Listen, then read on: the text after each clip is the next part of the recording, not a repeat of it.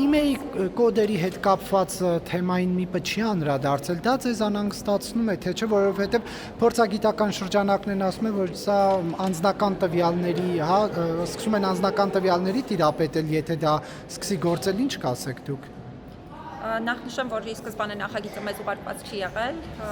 հետագայում ենք նախագիծը ստացել եւ դրա արդյունքում նոր ներկայացրել ենք նաեւ մեր առաջարկությունները, սրա հետ կապված մենք էլ ունենք տարատեսակ առաջարկներ, այդ թվում նկատառումներն անձնական տվյալների պաշտպանության հարցերի հետ կապված։ Հուսամ, որ առաջիկայում քննարկումներ կլինեն ու այս մասով նաեւ հնարավորություն ունենանք բաց թողումներ եք արձագանքել, ինչ խնդիրներ եք։ Բաց թողումների մասին չխոսեմ, ուղղակի նշան այն մասին, որ մենք էլ անձնական տվյալների պաշտպանության առումով հատկապես ունենք մի շարք նկատառումներ, որոնք միանշանակ պետք է հաշվի առնվեն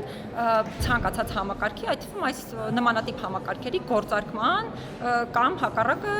այլ որոշումներ կայացնելու։ Ռիսկեր եք տեսել, որ կարող են անձնական տվյալներ, այսպես ասած, այլ մարդկանց ձեռքում հայտնվել։ Այն նախագիծը, որը մեզ հասանելի է դարձվել, դրա հետ կապված անձնական տվյալների առումով, այո, ներկայացրել ենք նկատառումներ, թե ինչ ձևաչափով պետք է ընդհանրապես երաշխավորվի անձնական տվյալների պարզ պաշտպանությունը։ կասեք, ինչ խնդիրներ եք տեսել։ Նորից եմ կրկնում հարցեր համակարգի գոյության հետ կապված, որոնք վերաբերում են օրինակ, թե ինչ անձնական տվյալ կարող է հավաքագրվել, ում մոտ կարող է դա պահպանվել,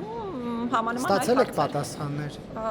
Ասացի, որ նոր ենք ուղարկել, նկատի ունենալով այդ հանգամանքը, որ ըստ էության նախագիծը ի սկզբանե մեզ ուղարկված չի։ Լավ, Տիկին Մանասյան, փորձագետները խնդիր են տեսնում այն առումով, որ իմանալու են, թե տվյալ հեռախոսնով օգտագործում, որտեղ է գտնվում, երբ միացավ ցանցին, երբ անջատվեց, ինչ համար է մեջը դրված։ Դուք սա մտահոգիչ համարում եք, եթե օրինակ պետությունը այս ամբողջ տվյալներին սկսի տիրապետել։ Քանի որ ես բացի իրավական կողմից մյուս հարցերի վերաբերյալ չունեմ մասնագիտական հմտություններ, ավելի ճիշտ կլինի, որպեսզի ճիշտ ձևաչափով աշխատանքային քննարկումներ կազմակերպվեն եւ մենք էլ հնարավորություն ունենանք լսելու այդ թվում այլ ոլորտի փորձագետների կարծիքը եւ դրա հիման վրա համապատասխան որոշումներ կայացնելու։ Ամեն դեպքում այդ փորձագիտական կարծիքներին այո ծանոթ ենք եւ դա է նաեւ պատճառը, որ մենք նախագծի առնչությամբ այդ թվում մեր նկատառումները ներկայացրել ենք։